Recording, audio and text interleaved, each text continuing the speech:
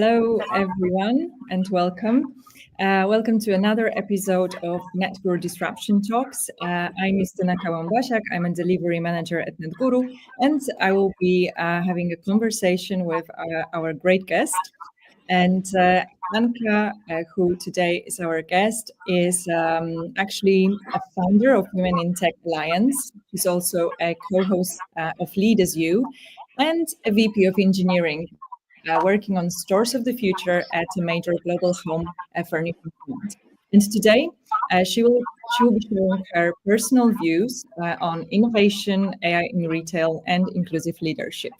And it's great to have you here, Anca. Hello, Justyna. Actually, nice for having me here. I'm really excited about our talk. About myself a little bit. I call myself a techie person. I always had a dream about, inventing something that will change with the technology, the people life. Maybe I will never do it, but that's still my biggest dream. And that actually pursued my career as a technologist and being today VP of Engineering, a store of the future at the big company called IKEA. But I'm also driven not only about technology and innovation, but also to actually give back to society. And that's where you have mentioned my role as a WomenInTech Alliance founder, which I have founded together with some other good colleagues, Romanian and from Sweden colleagues. We founded this organization to really support women to grow in tech. And that's rolling for the last 3 years. And I tell you, we have a great impact in south of Sweden, and we hope in the whole Europe. Yeah, I'm sure you are having a great impact, and we will talk about it a bit more. There will be some questions around that as well. But as some of our last disruption talks started also with those quick questions, and I have 3 for you. So just quick question and quick answer for a warm up. So AI and commerce, complete rubbish in this area. What would that be? The rubbish is actually today. I think the AI is really actually hidden under automation. We don't really have true AI. So it's a little bit of a rubbish. I lost a little bit my admiration in LLMs. So I'm looking for the next thing. Yeah. Okay. All right. And the second one is an underrated leadership skill, in your opinion. Oh, can I say 2? Because I think there are 2. One is actually listening. And when I say listening, it's actually making space for others' ideas to grow. And then it's kindness. For me, I'm kind of living a little bit of Eureka moment about what means kindness as a leader. And that's the most important for me. I think it's underrated. I definitely agree, and I also live by those two virtues, actually. And last, third one here, your favorite trick for getting a team's attention. What would that be? Oh, I do ask a question they don't expect. Or I say something about that they don't think about me, something funny. I'm actually quite funny, and I give them a personal detail they wouldn't have expected from me. No, but that's very good. I think just something not expected always brings attention. Okay, so thank you for a quick question and quick answer. And now we can go to our main talking points, because there is a lot to talk about. And I would like to start with your career, actually, or with what you've done, what you've been doing along the way. And you actually have a very fascinating career, from technologist and advisor to now VP of Engineering at a major furniture retailer in Sweden. What actually inspired you to pursue leadership in tech? Yeah, and I have to say that in my career, my goal was not actually to be a leader. As I said, my life was always driven about creating impactful on the people life with technologies. And I was always curious about learning, about developing, about, investing in myself, in being on top of the technology, being curious, testing, and actually a little bit being brave and trying things that I have never tried. So a little bit of a story that defines my career is that I after finishing university many years ago, I was actually teaching at the university. So I was really taking a very standard path. I was doing my PhD, a very comfortable time. And it just happened that someone came and said, have you heard about Ericsson? I have to tell you, I had no clue who it was Ericsson. And they are hiring people doing what? They do phones, telephony, okay. And they want software developers. And I said, do you want to go to an interview? And I said, yeah. And I got to the interview, I got the job offer, and then immediately I said, yeah, why not? I can go and become a software developer. So I left a little bit of a very comfortable with a really very easy path into going and get dirty on my hands. And that's actually what changed my life because I left Romania to move to Denmark, from Denmark to Sweden. But it put me in the middle of such an innovation. It was a moment when the mobile phones were invented, where I have put my first 2G in the phones, the first GPS, the first the screens, all these big technologies came from. I remember my husband worked with me and we were testing at home things, we were trying things, we have been so passionate about things, and that's what actually changed my life and my career. And then with that, you grow in the area, you learn things, you become expert. And then sometimes it happens that you become a leader because you want also to bring your part of leading people, sharing your knowledge, supporting people to grow, have more impact as a leader, then more than an individual contributor. And then it just happened. I didn't really dream to be the CEO of anything. I just wanted to create something great from my hands. And I'm dreaming by that.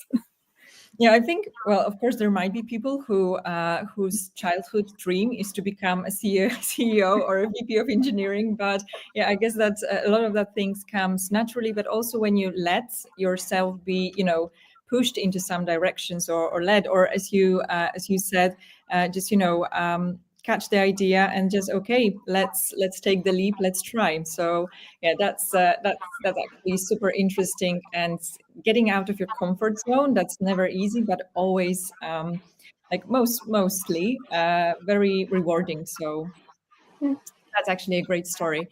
And we did have one question about AI already in the quick question, but I think everyone now is talking about AI in different areas of our life. But as AI is reshaping almost every industry, including retail, where do you see actually the biggest opportunities for AI in retail? What are the biggest opportunities, but also what red flags do you see and that we should be aware of? So AI, as I said, it's really very good in automation. So I think that the next few years there will be a lot of focus in actually removing manual repetitive tasks with AI. And that will be the place where actually AI will also have the biggest impact, because it's about really making people to focus where they are good, in creativity, in innovation, and we don't need people to do repetitive tasks. Also, I would see like a very big trends coming in changing the customer journeys. So now we will see that, we are searched before. The customer journey, you search on Google, you click and you buy. We'll go from clicks into conversations. I really see that this agentic commerce is coming up. Mm-hmm. It will kind of open more channels in the way that customers will shop in the future. Then, if I really want to go into even more further, we talk about hyper personalization. I think it will be a battle for data, understanding more brands or retailers. We need to understand more about you as a customer and really respond to your needs with your personal needs. Then I really think that and I can speak about this for hours. I'm not sure if we have time, but if we really take all the advances in all the investments to automate, there will be time and money to spend in actually looking at the customer. Probably we will have what I call cobots for these collaborative robots that can actually support you with a small task, but that will be in the future. Yeah. Then of course, if I take the stores as such, the development in the stores, I'm really looking at what will store become. So store will change its purpose, because I think that the digital world will become more and more predominant. But then why people will come in the store? Because store will have to become a place where your senses are lifted. I call it a sensocratic environment. You come there to experience things. You come there to actually co-create with people. You come there to create a community. So will be a different purpose in the what stores. And then, of course, technology will have to help. You know, I'm talking about interactive shelves. You can also change colors of your furniture, for example. You have already these interactive mirrors in other companies where you can actually see different clothes on you while you are trying other things and combination. So for me, the world it's opening to a big range of possibilities. Also, for me, we are really moving from me as a customer in the marketplace, me as a customer as a marketplace. So I can actually go and it's called prosumerism, meaning I'm not a consumer. I'm designing my product. I send it a request and I receive my own product that I have designed it for myself. So this hyper personalization will come in the future, and AI will help it. However, now you tell me about red flags. To go to the red flag, definitely privacy, security. You know, we really can be going to a little bit of intrusive way of how we know too much the customer. We also can go into all this reaching to the customers a little bit into manipulation. You know, people will be very easy manipulated with things because you have your agent that will come and tell you to buy this. This can be easily manipulated. Then we can be even using of your privacy, data is everywhere. There will be a lot of battle of the data. And this is kind of, another trend that I'm thinking of. It's who's going to own your data? And I was talking to someone about, a product that it's actually my data product that I'm going to sell to different retailers. So I can actually get benefits of my data. It's not anyone else using my data. So that's a red flag we need to do. And then trust. How do you secure trust in all these things? Not say biases with AI and so on. So there are many red flags to be solved, and I think we are just scratching the surface. This is the beginning here for actually the next level or the next steps.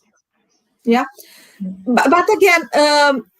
I said to a friend a few days ago that I also said in the beginning, I lost a little bit the miracle of the ChatGPT, because what I see now, I felt like it has reached, at least from a generative AI, it reached a little bit of the plateau level, meaning it always responds what you want to hear. It's very, the answers are, you really recognize. And then I always have to say that the human in the middle or human part, it's very important in everything is coming for the next years. But definitely it's a big change. It's probably the fastest change that happened in the last years. Yeah, definitely. And I think there's not a person maybe not in the world, but in the world that has access to internet that never used ChatGPT or other AI LM model. And you said about this human and human in the middle, or this human interaction, and you're building at the moment stores of the future. And can you tell us a bit more, what does that look like in practice, and actually how the technology and human experience meet in your vision? Like how does it work? Yeah. So one thing that you can learn when you go into the blue box from IKEA, you see that the customers are most happier when they meet our coworkers, when they get this kind of a connection. So one thing that in the store we can do is actually to create this peak moment for our customer by making our coworkers being available. So and now if you take a look, where can AI really help? It's about automating their tasks, helping them in their daily work. So we free up for them to really support the customer with the questions, with the design. But that's one thing about you really creating this atmosphere. And then of course, the whole co-creation and design. You go there, you want to actually create your new kitchen, for example. Yes, you can be your own design. You can have a virtual assistant helping you how to do it. Still, with the help of a coworker, because we need to know that for now we still have hallucination in the AI tools. Of course, we know that we need to have to really look what the answers are and make sure that we can understand that not everything is answered, it's accurate, and that's still the work to be done until we get fully trusted on an AI assistant. And then the biggest thing that I see it will be a future of a digital replica to enable operations and simplification again of the store. Mm-hmm. Understanding, I see it this digital replica like an onion with different data layers, where you can actually start to build really a 3D replica, where you can say, okay, I want you to generate based on the customer flows. How many customers are coming, when they are coming, what are they looking at? How can we actually place the different products, for example? Another thing can be, I want to open a new store somewhere, whatever store. I look at the demographic, at the geography, at the size, at the cost of the people. I can open a new store based on this. I want to simulate different formats. So really, it's actually reducing the cost of operating a store in different dimensions and making the stores in every retailer, not only an IKEA, very profitable. Okay, so also from what you were saying, also using this AI to make the shops like most suitable for the people who can actually visit them, like at this either specific area or country, or what, for example, I don't know, they like buying rugs, or they are like I don't know, a bit there was the biggest sale of glasses, for example, or something like that. So we can put them in front. Okay. But not only that, I'm also giving them suggestions, ideas. You see, when you browse different feeds, you see like in influencer kind of how they have actually decorated their house or how they are dressed. I'm also using my feed very much kind of, and I buy the same feed. So this is also very important in co-creation and using these tools to generate suggestions and which are personalized for your needs, because I know that you are a mom with 2 kids and you want this kitchen to look like this, very simple and very easy. Yeah. And when we talk overall, because you already said something about like digitizing stores, but also where, in your opinion, in general, the digital commerce is heading. So you said a bit about personalization, or using this data to actually show the people what they like, what you would like them to need, or what they might need more. But also, like, what's your personal vision, or how do you picture shopping experience of the future? Like, what else would you add to that? I really think that, as I said, agentic commerce will come, and we go from clicks to conversation. That's probably the biggest near-term trend. But this is coming also, in my view, with a lot of you need to, what means for the companies, for their brand, what will be the business model. So that's a lot of things to happen. But also, if you ask about me, digital commerce, I think that the customers in the future will really look more on a sustainability part. I think that there will be a trend when people will, and I'm not sure if maybe it was a little bit of a drawback with the ESG not put in place now, and company losing the focus.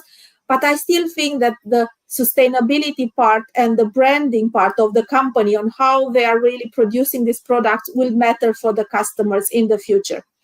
And I it's called this is more like before it was what I call a cowboy retail, meaning you are really fighting for market share. Yeah. Now it's more like it's called like a environmental retail, meaning more people will look for data shares. They will look more to talk about sustainability, for carbon footprint. So it's I think it will be this shift into how customers' behavior will be. But there will be definitely all the channels, multi-channels, multi-commerce, phygital, digital.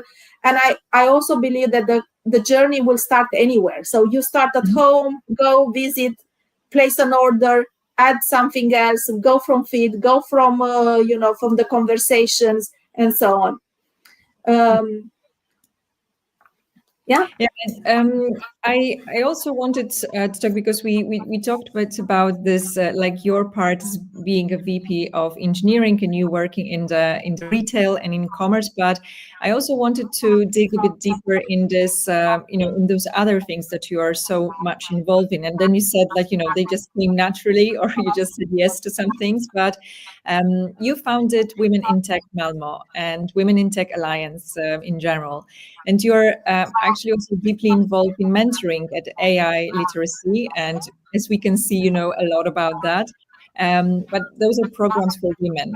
And I would like to hear from you some examples from your experience where actually inclusion directly led to better results. So, because I know that you emphasize a lot of times that diverse teams build not just better tech, but better business outcomes. So do you have some examples of such things?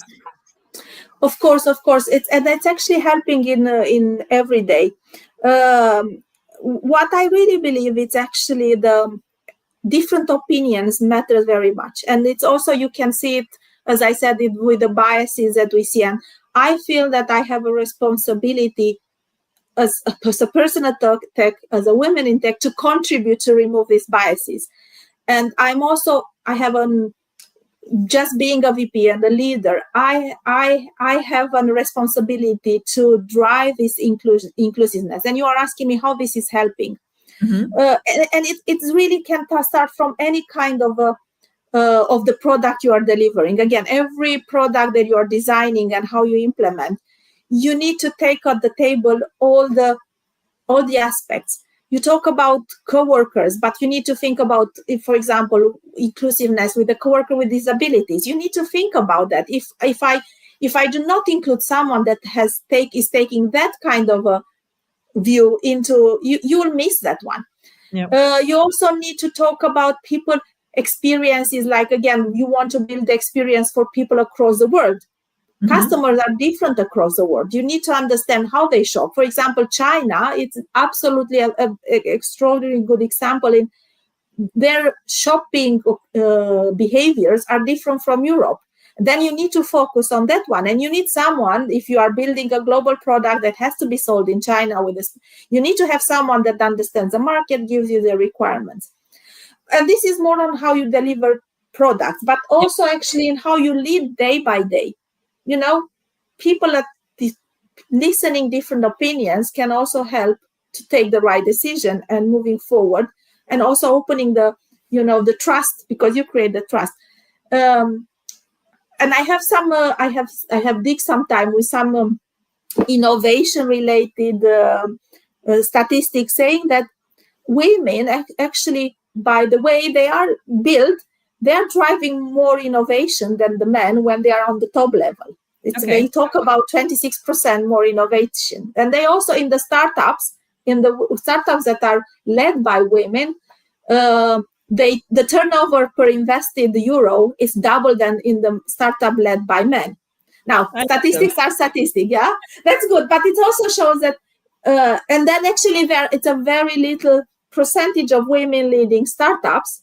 So that's also a place where the women can grow and take the lead, and why this? And that's also very interesting, because again, 60% I said of the women are working in AI today. Mm-hmm. So there is a big gap to close, and that's where I'm going back into me trying to inspire women. And I've always said, if I have done it, you can do it, but you need to invest in yourself. You can get help. No, but definitely I can also see like at Netguru that when the team is diverse, there are also, like, first of all, more ideas coming up and different experience, different approaches to things. And we can, I know that it might be, something obvious, but we can really learn from each other something new, because if the people have all the same background, all the same experiences, it's like, they see like other people like in the mirror. So it's not much that we can learn from such people, but when there is diversity and when people are different, then we can always check and learn something new, but also teach something to others. So that's always very it's always actually very good for everyone, for the company as well. And I wanted to check with you one thing about you being a leader, because now you are a leader and now you also have a lot of experience with that. But in your podcast, Lead as You, you talk about the inner work that no one talks about when you're a leader. And what's been the hardest inner work for you as a leader, during all the years? Yeah. So I maybe kind of put in the context, the inner work that you need to do it with a very close and good friend she's a personal brander. We had a podcast about leading as you. And yes. It all started from an idea about, she was trying to work about personal branding, how you should work with your brand. And then I have left the question that leading as you, it's actually very difficult in the sense that you have to be such a grounded person, and you need to go beyond what others are expecting from you, because if you have to find yourself and build on who you are. And this is probably the most inner work you need to work with you. You need to understand what makes you tick, who you are, what you will want from your life. And actually, when you are actually very strong in this, then you can be a great leader. And then also, you can take the right decisions, because you don't need to be someone else that they are looking for you. But it's difficult. And that was also the whole discussion in 4 episodes we had. It's about, leading as you. It comes with the responsibility, but also with some learnings. And sometimes you feel that you will fail, but you need to be very strong and continue, because that's the only time when you actually learn something else. And maybe that you need to look at the different doors and open different doors if you are not happy where you are. So more is like, you have to build this strength in you. And I might have one more question in here for you. When you became a leader, was there any belief that you had to unlearn to actually become a good leader? Something that you were doing earlier, but then you had to change to become a good leader? Yeah, actually, I had to learn the whole thinking about the leaders. To be a good leader in myself, start with leading yourself. Mm-hmm. So for me, and that's what I had to learn. It's not about how, it's not about tools. It's not about that you can learn it, but actually start leading yourself. Start thinking about who I want to be. That's kind of the greatest thing has unleashed me a lot. And then kind of, you don't need to manage people.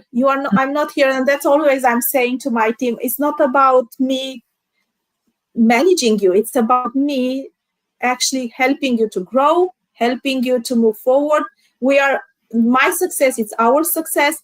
And that's things that I need to learn. When you are young, you are very, eager to get results, and you take, you solve the problems for others. You just want to move to the next step.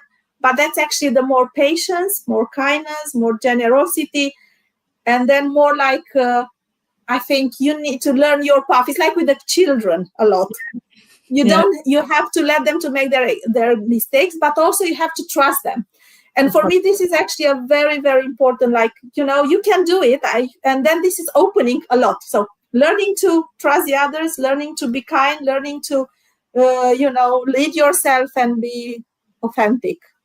And because our time is nearly up, I wanted to ask you one last question about actually also one of the initiatives that you're involved in Hera Labs.